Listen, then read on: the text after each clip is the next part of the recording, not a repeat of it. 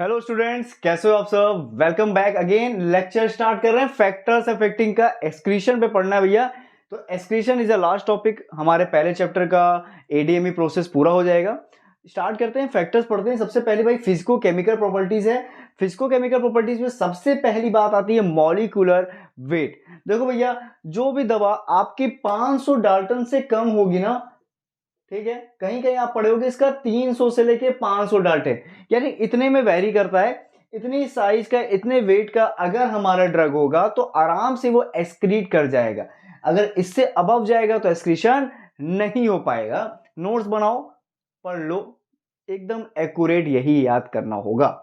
Second बात करते हैं पीकेए वैल्यू। पीकेए वैल्यू क्या होता है? देखो, पीके मैं सिंपल से आपको समझाऊं।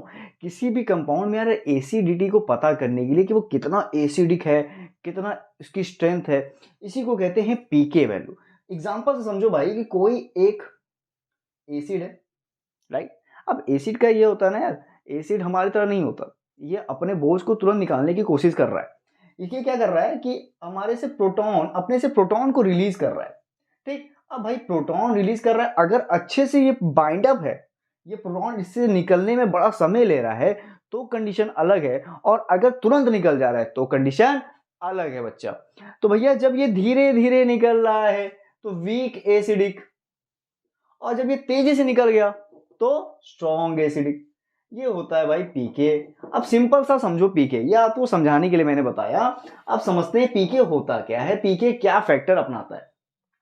भैया मैं बात करूं पीके वैल्यू, तो पीके वैल्यू बताता है आयोनाइजेशन। अब आप सब जानते हो आयोनाइजेशन क्या है, आयंस में टूटना। अब दवा को एक्सक्रीट होने के लिए क्या होना होगा? आयंस में टूटना पड़ेगा भाई, क्योंकि आपने पढ़ा है कि दवा अनआयनाइज्ड होती है तो पूरा कहानी करती है। लेकिन दवा को जब हम आयनाइज्ड कर देते हैं तो हमारा बॉडी से वो निकल जाता है। तो भैया पीके वैल्यू का मतलब है आयोनाइजेशन, यानी दवा अनआयोनाइज्ड नहीं है भाई, नहीं है अनआयोनाइज्ड। अनायास का दूसरा नाम क्या है? Lipophilic, right. तो लिपोफिलिक अब नहीं है, अब वो क्या होगी? हाइड्रोफिलिक हो गई, टूट गई भैया। जितना भैया पीके वैल्यू बढ़ गया उतना उसका आयोनाइजेशन हो गया। अब दवा आराम से हमारी बॉडी को एक्सक्रीट करके निकल जाएगी। सीधी सी बात है भाई, जितना आयोनाइजेशन उतना दवा एक्सक्रीट कर जाएगी। क्यों? क्लियर हो गया भाई। नेक्स्ट बात करते हैं लिपोफिलिसिटी। लिपोफिलिसिटी क्या होगा यार? लिपोफिलिसिटी का मतलब है भाई, लिपोफिलिस जस्ट यही जो समझाया हूं।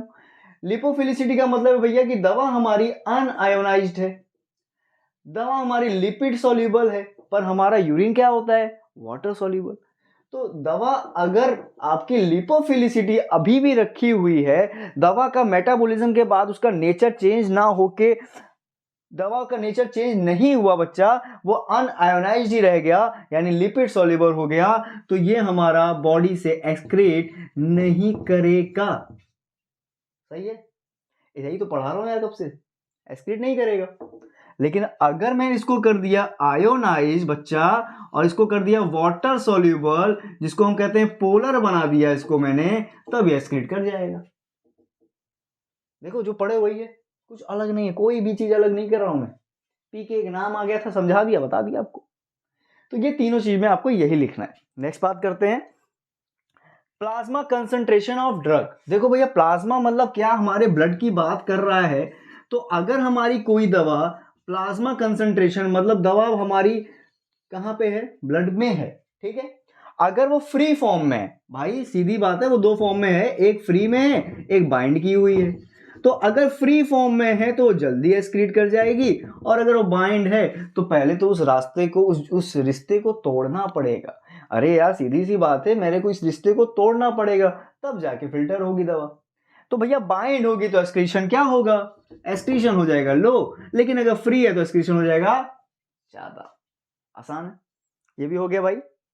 तो यहां पे लिखा है भैया कि जितना प्लाज्मा कंसंट्रेशन उतना ही होगा एक्सक्रीशन, ठीक है। क्योंकि आप जानते हो, आपने पढ़ा है कि अगर हमारी दवा प्लाज्मा में है, उसमें जितना भी कंसंट्रेशन ज्यादा होगा वो उतनी फ्री फॉर्म में होगी, जितना वो फ्री फॉर्म में होगी उतना उसका एक्सक्रीशन बढ़ जाएगा, इंक्रीज हो जाएगा।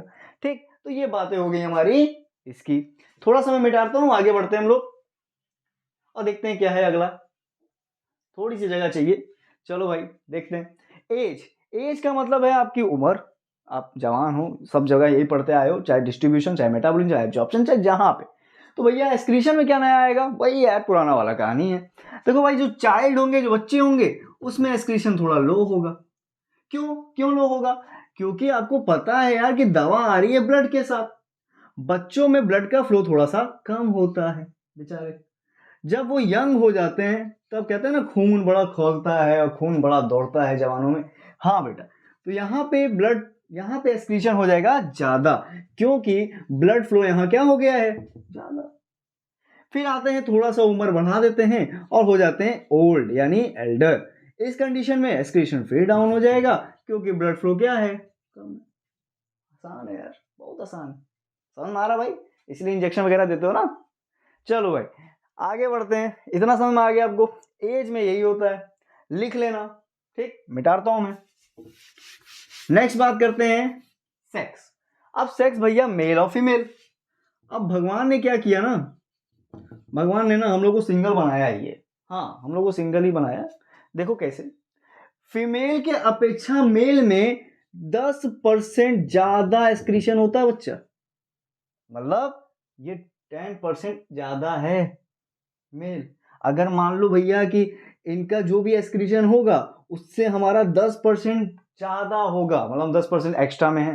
तो भैया क्यों? क्योंकि हमें सिंगल रहना पसंद है और हमारी दवा भी हमारे बॉडी में नहीं रहती ज्यादा एज कम्पेयर टू फीमेल, क्योंकि वो भी छोड़ के चली जाती है। याद रखना इसको। ठीक है, तो ये हो गया सेक्स में। अब आते हैं रेनल ब्लड फ्लो। अरे रेनल ब्लड फ्लो क्या है यार? कुछ नहीं है यार। अब भाई आपकी किडनी है, किडनी की तरफ ब्लड वेसल्स गई हैं, इसी को आप रेनल वेसल्स कहते हो। अब भाई ये रेनल फ्लो यहाँ पे क्या हो रहा है, रेनल का ब्लड फ्लो क्या हो रहा है, यहाँ पे खून ऐसे बह रहा है। जितना सही ब्लड का फ्लो होगा उतना अच्छा क्या होगा, एक्सक्रीशन होगा। खत्म हो गया टॉपिक। आसान है ना? ठीक है, तो ये हो गई आपकी पूरी की पूरी बात। चलिए, आपको थोड़ा सा मैं जानकारी देने के लिए, आपके टॉपिक में नहीं है फिर भी आपको मैं जानकारी देने के लिए थोड़ा सा बताता हूं बेटा, ध्यान से समझिएगा।